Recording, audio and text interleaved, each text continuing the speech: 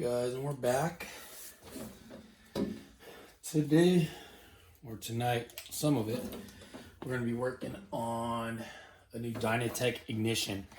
I got the cars rebuilt. I know I kind of skipped over that. I did not record it. I do have to take them back.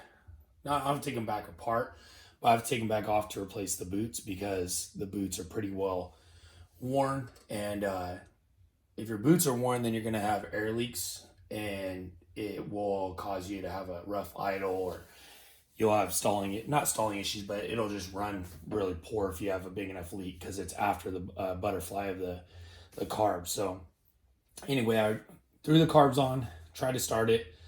I could have swore I had ignition in the past when I was looking over everything, but now I don't. So now I got a Dyna kit, read up on some reviews. I'm not sure. I'm pretty sure it's one of my pickups because I ohm tested it and it wasn't reading properly at all. So I'm pretty sure it's one of those, but I didn't want to just get one of these, which is, not too cheap. I didn't want to get one of those and then find out my igniter's bad. So instead, I'm just going to rip it out, and then the Dyna kit actually replaces the pickups. It replaces the igniter. You don't need any of that, and it's a lot better of a system, so I've heard. So the Dyna kit replaces this pickup assembly, and it goes straight to the coils. My coils are brand new, so I know those are good.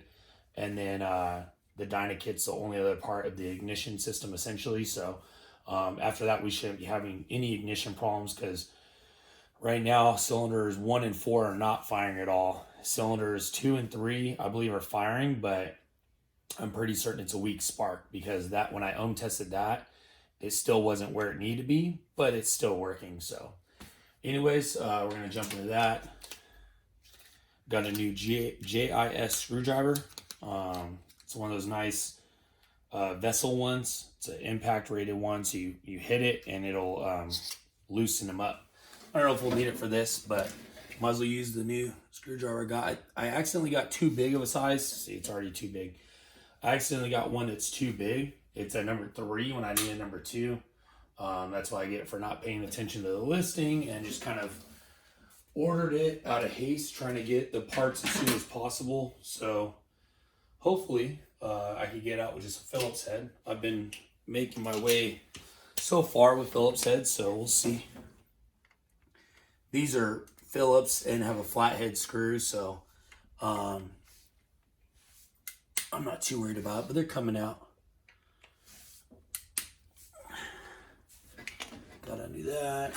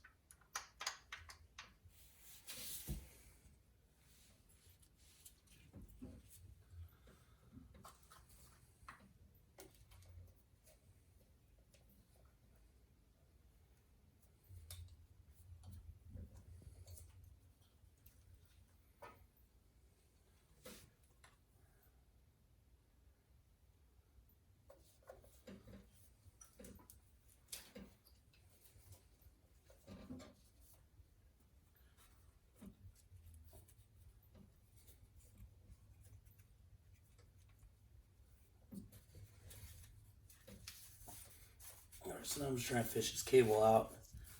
I'm trying to save it if I can. But there's an electrical connector on it, so I don't know if I'll be able to. See if I can fish it out. Because it's not a good part for me, but maybe somebody else could rebuild the pickups, change out the resistors or whatever.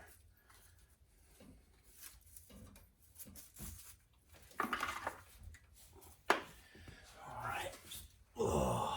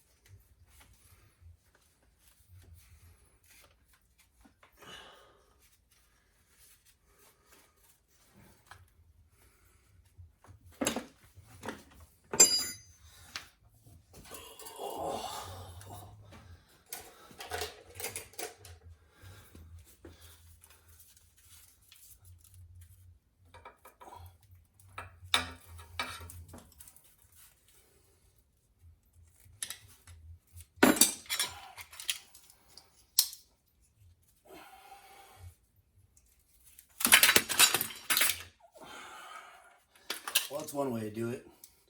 Try fishing it out. There's a bunch of clamps on the bottom and just not working out. So we'll just cut it. Yeah, there was some sort of clamp on it that was not wanting to give free at all. So, well, that's all right. We got it undone now.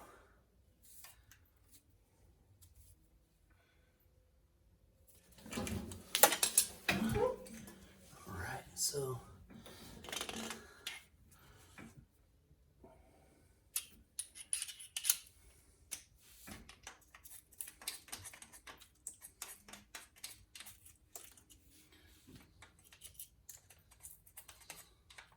some sort of bugs in there. Get some air into that.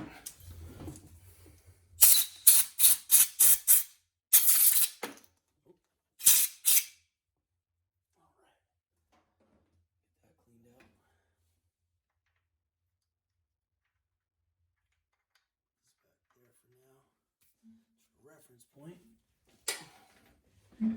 All right. So I got that disconnected.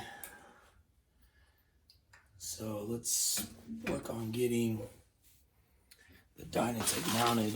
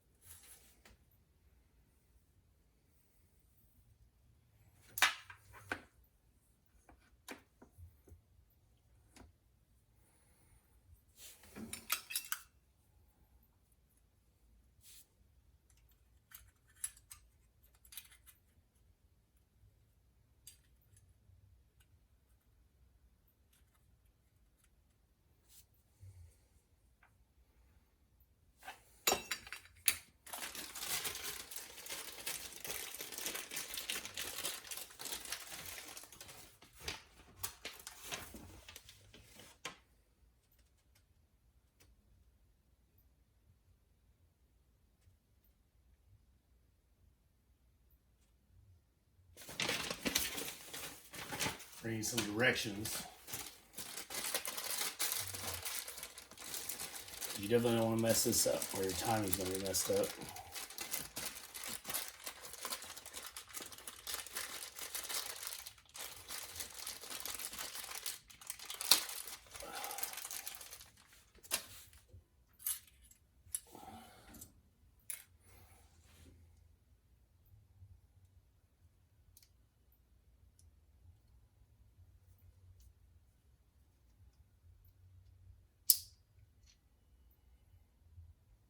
All right, so it said to take this off, which is, it's the old pickup. And then it says with the 1 and 4, well, it says put some oil on that. There's some sort of grease on it. So I'm gonna wipe that off and then we'll put some oil on it.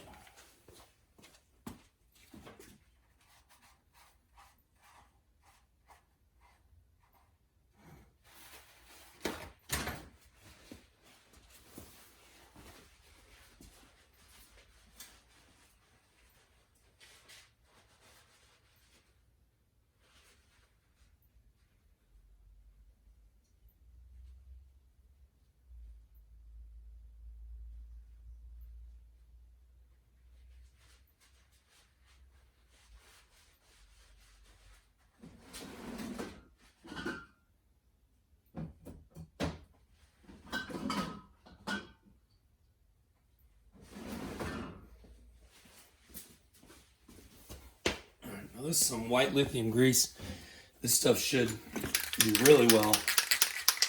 It'll last a long time. Holds up really well. So I'll just get some on it. Get some grease on that. And then it says, well, holding it with the 1 to 4 side pointing up, so that's 1 to 4 cylinders firing. Slip the dyno rotor over the shaft. A magnet 1/4 inch in diameter we notice on one side of the rotor. This magnet must face to the left. So there's a little magnet. The camera's not going to pick it up. There's a little tiny difference you'll see in it. So it's going to go to the left. And then you got to spread these out.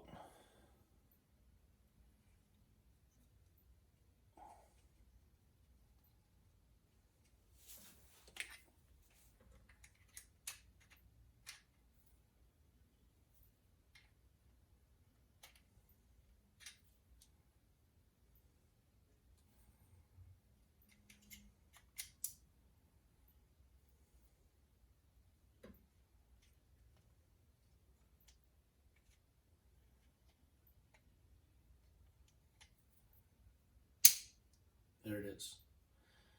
So to the left of 1 and 4, and it spins freely. So, oh, I just pulled it out. It spins so freely I pulled it out. So you don't want that. You gotta make sure it's sitting there just right. If you got nails, you'll probably be all right, but I'm kind of fighting it, to be honest.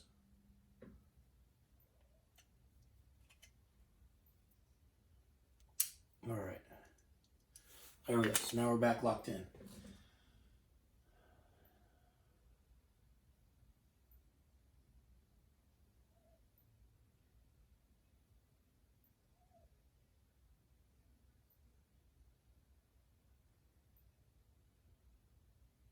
All right, that's pretty simple. And then there's a little slot right here that matches up to the factory pin.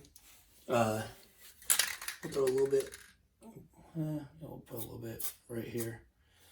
A little bit of lube there, just to make sure everything's nice and smooth. And it locks into that groove right there to make sure you have your timing right. It only goes in one way, so make sure it's in there right.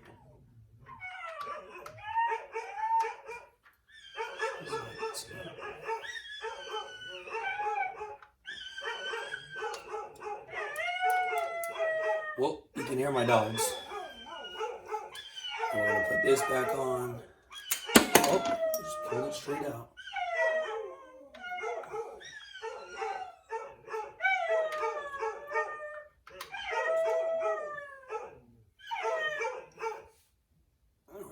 this on, tighten it up.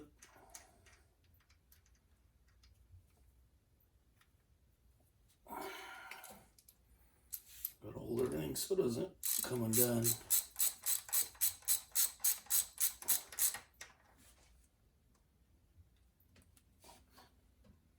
All right. All right, so we're good. So now that spins freely, and that's what the this new piece picks up, as these two magnets, which are actually adjustable, and then there's a magnet, and as it spins, that's where it tells when to fire. So you got to make sure you do that part right. It's real simple. It's not too complicated. And then next is going to be this, which the wires go down. So you have your 3 spots for your screws. So this will go back, which I'm having trouble with, obviously.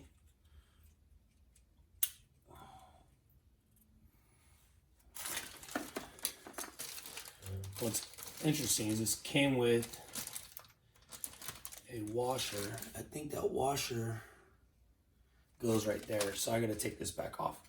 So there's a washer that helps hold it. So that way this it's not loose, because it's really loose right now. So I'm pretty sure that goes right there. There was too much play in that. This was moving way too much. Yeah. So that's gonna go right there.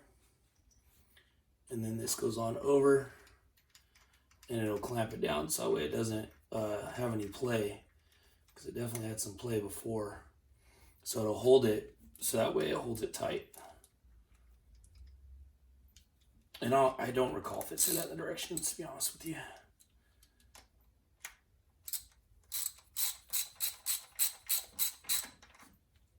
All right, we'll torque it down pretty good.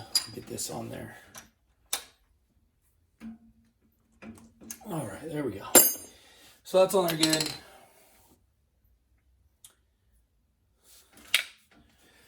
So like I said, next is this now. We'll get 1 screw in there to get it kind of lined up. Switch back to Phillips.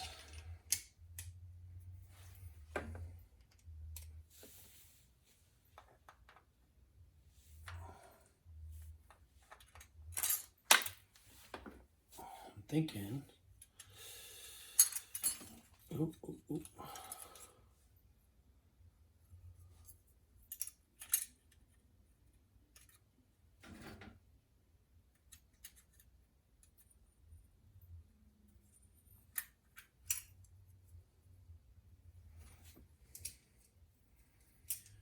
Actually, I don't think you could screw this in.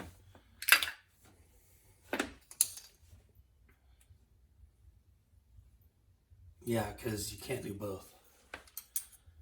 This prevents that from going there. It won't sit flat. So we don't put this back.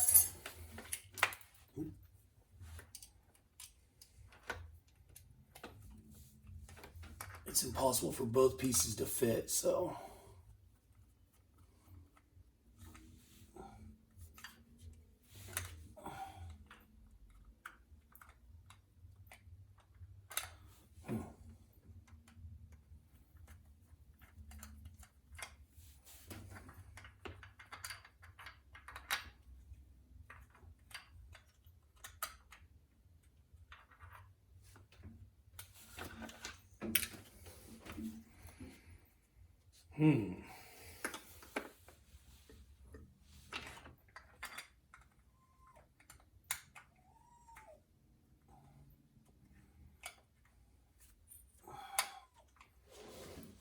It's definitely a tight fit to get in there.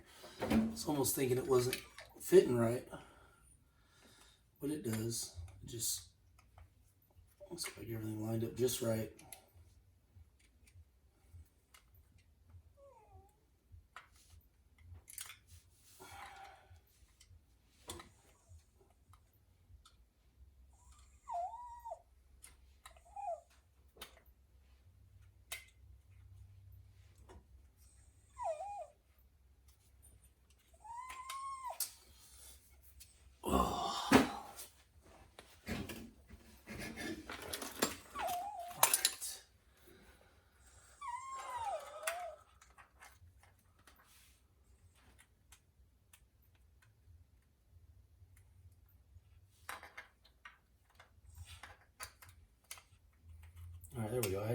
Had a piece of the gasket in the way.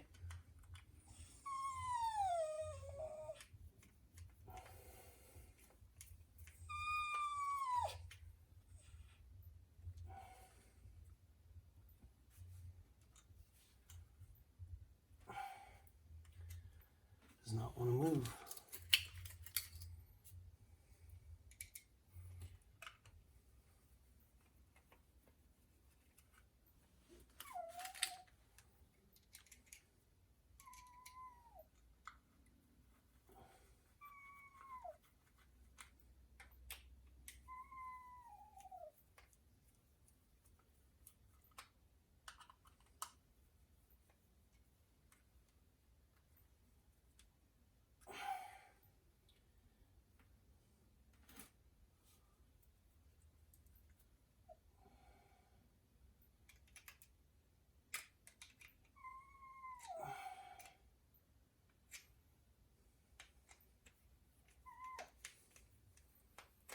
Real tight fit in there.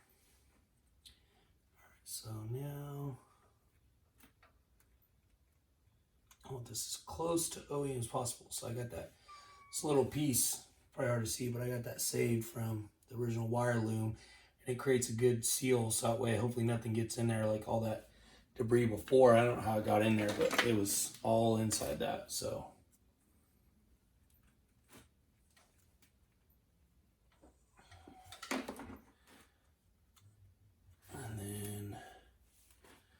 we will route the wires similar to how it was before.